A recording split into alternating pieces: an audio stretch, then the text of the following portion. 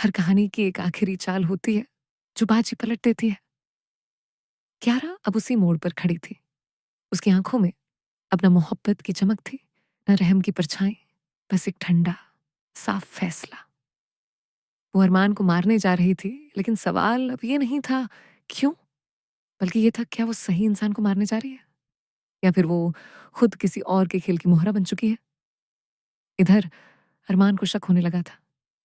रिया की अचानक गुमशुदगी, क्यारा के जवाबों में आती हिचकिचाहट और एसीपी रथविक की चेतावनियां, ये सब किसी बड़ी साजिश की ओर इशारा कर रहे थे।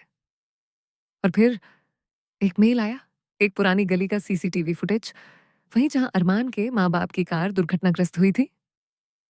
उस वीडियो में एक चेहरा था, राजीव मल्होत्रा। न वो अरमान था, न कियारा, बल्कि एक भूला हुआ नाम जो अब एक भयानक सच बन चुका था।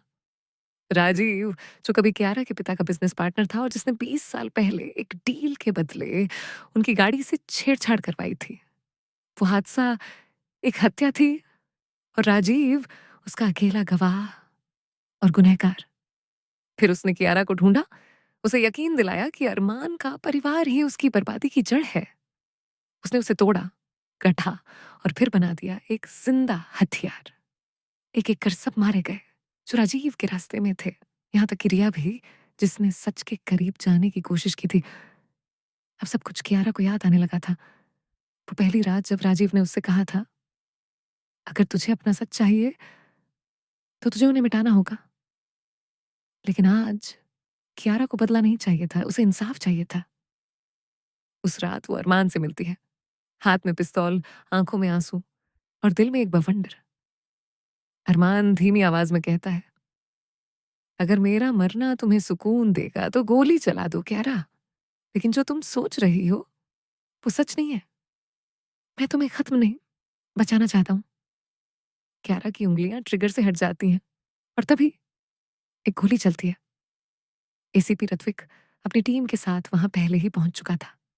गोली राजीव के सीने में लगी, जिसने अपनी बंदूक कियारा पर तानी थी। अंत में मारा गया वही जिसने ये सारा खेल शुरू किया था। कुछ कहानियां सिर्फ बदला नहीं होती, वो मोहब्बत, गलतफहमी और साजिश का जाल होती है। लेकिन उनका अंत नहीं होता, बस एक नई शुरुआत होती है। कियारा को अरेस्ट नहीं किया गया। सारे सबूत दिखा रहे थे कि वो सिर्फ एक शिकार थी, राजीव की मानसिक साजिश का। उसे मानसिक पुनर्वास केंद्र भेजा गया। अरमान अब भी हर हफ्ते उससे मिलने आता है। एक दिन कियारा उससे पूछती है, क्या तुम मुझसे अभी प्यार करते हो?